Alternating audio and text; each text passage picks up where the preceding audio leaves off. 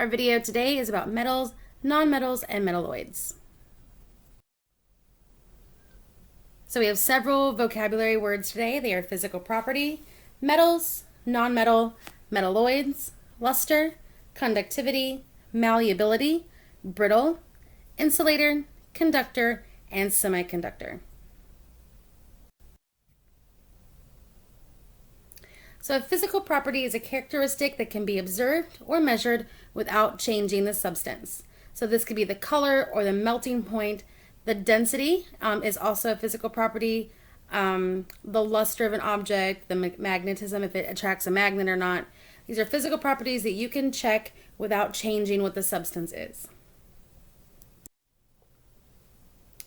So changing states of matter is a physical property. So the ice is melting to become liquid. So that is a physical change.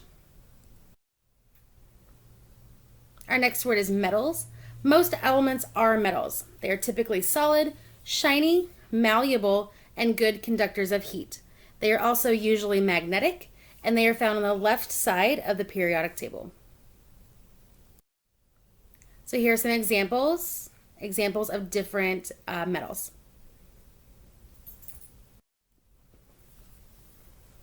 So our next word is nonmetals, and hydrogen is an example of a nonmetal. These are elements that are typically not shiny, not malleable, and poor conductors of heat and electricity. So these are usually dull if you can see them at all. A lot of nonmetals are gases. These cannot be bent without breaking, so they are brittle. And they are usually not magnetic, and they are found on the right side of the periodic table. All right, so this is an example of a nonmetal. As you can see, it is very brittle. It crumbles when you touch it. So our next word is metalloids. And so these are elements that have properties of both metals and nonmetals and are sometimes called semiconductors. So this really depends on the individual metalloid, if it's conductive or not, if it's malleable or not, what phase of matter it's in. So the metalloids are kind of all over the place.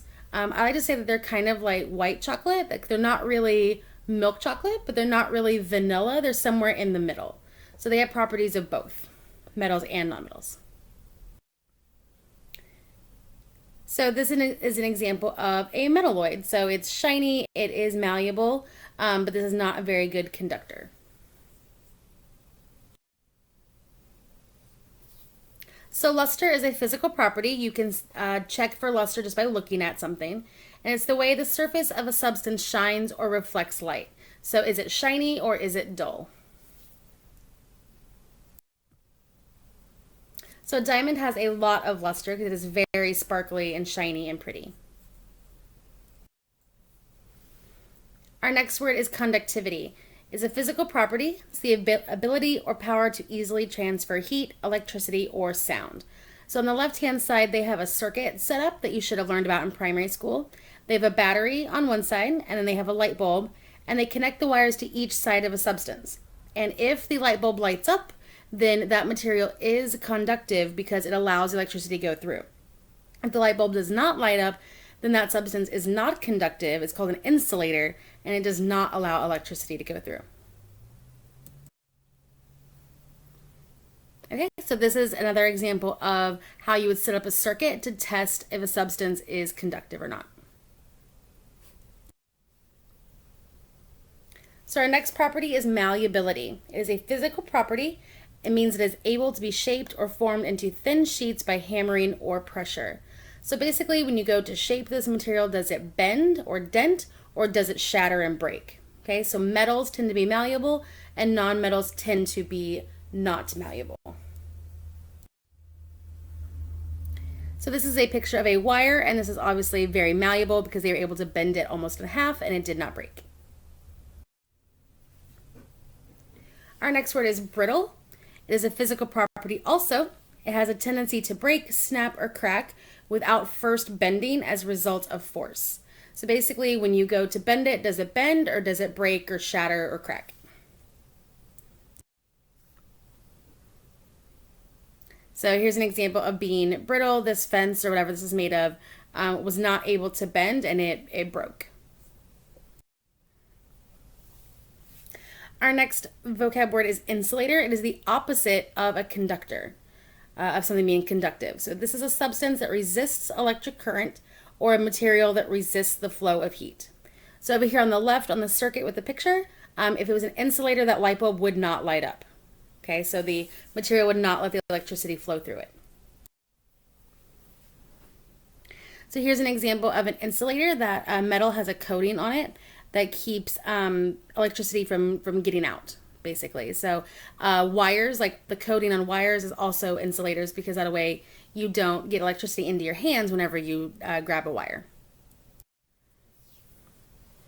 Okay, so conductor is a substance that allows the flow of electric charge or transfers thermal energy through matter. So it's basically just the noun version of being conductive. So conductive is an adjective and conductor is a noun. Okay, so wires in your house, this might be the wires to set up like electric plug-in or something like that. Wires are conductive, the inside, the metal part of the wires, and the outside, again, that rubber coating is the insulator part.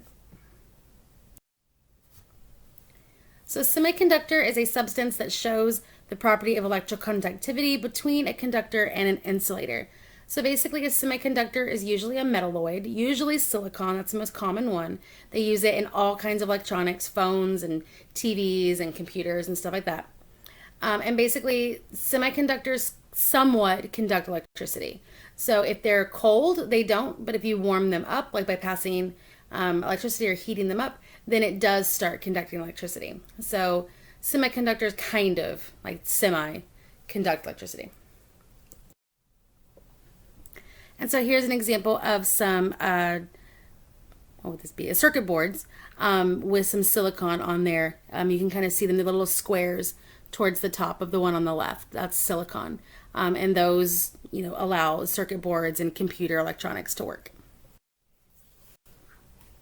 All right, so now we've moved on to our notes pages.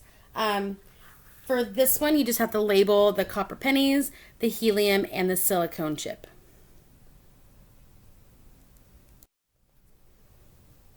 Matter is made up of three main groups that we're going to talk about this year: metals, nonmetals, and metalloids.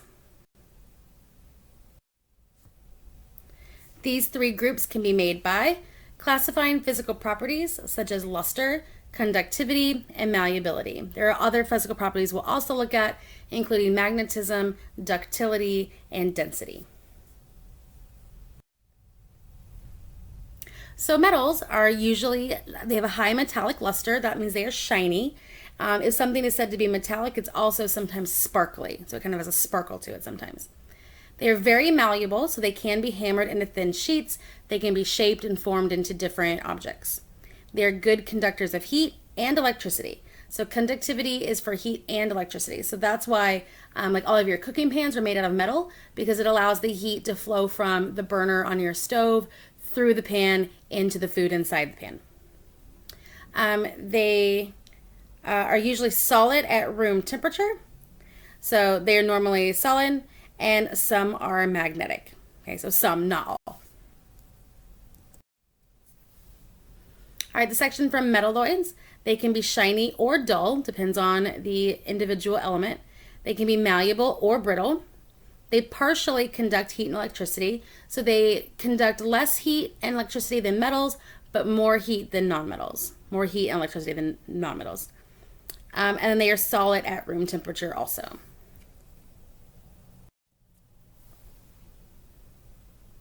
Okay, so nonmetals usually have a non-metallic luster, so they are not shiny, they are dull. If they are a solid, they are brittle, which so if you try to touch them or shape them, they will break. A lot of nonmetals are gases though, so a gas can't be brittle or non-brittle because you can't shape it. These are poor conductors of heat and electricity, but they are good insulators. So some nonmetals are used to make glass, and so glass is a really good insulator. It keeps, like if you have a glass bowl, it'll keep your soup hot by not allowing the heat to travel through the bowl. And they can be solid, liquid, or gas at room temperature. It really just depends on which one you're looking at. Okay, so for luster, for metals, most are shiny. Non-metals, they're usually dull. And metalloids, they can be shiny or dull. Again, it depends on which metalloid it is. For malleability, metals are the most malleable. Most of them are malleable, so you can shape them. For nonmetals, most are not malleable, so they are brittle. And for metalloids, they can be malleable and not malleable. It depends on which one it is. So metalloids are kind of a grab bag. You never know which property is going to go with which element. Okay, so luster can be determined by observing its surface. You just look at whatever element you have and you say, is it shiny or is it not? Like, it's pretty simple. Malleability describes how easily matter can be rolled or hammered into thin sheets. And conductivity is the ability to transfer heat and electricity. And to do that, you would test a circuit, like we showed in the pictures before. Okay, so for luster, the questions you would ask are, how does it look? Is it shiny? Is it dull? And does light reflect off of it? Okay, so those are the questions you would ask to determine whether it had luster or if it was dull. For malleability in the middle, the questions you would ask would be, how does it behave when bent? Does it break? Does it bend? Can it be pulled or hammered into thin sheets? Okay, so the more easily it is to bend it without breaking, the more malleable it is. And the more easily it breaks, the more brittle it is. And then the last column is conductivity. Does it conduct electricity? Is it a good conductor or a poor conductor of heat? So conductivity has to do with heat and electricity. So here's a few parts about conductivity. Metals are conductors of heat and electricity. Nonmetals are insulators, so they keep the heat or electricity in. They do not let it go through. And metalloids are a little conductive, but they're not insulators. Okay, so they let a little bit of the electricity or heat through, but not nearly as much as metals.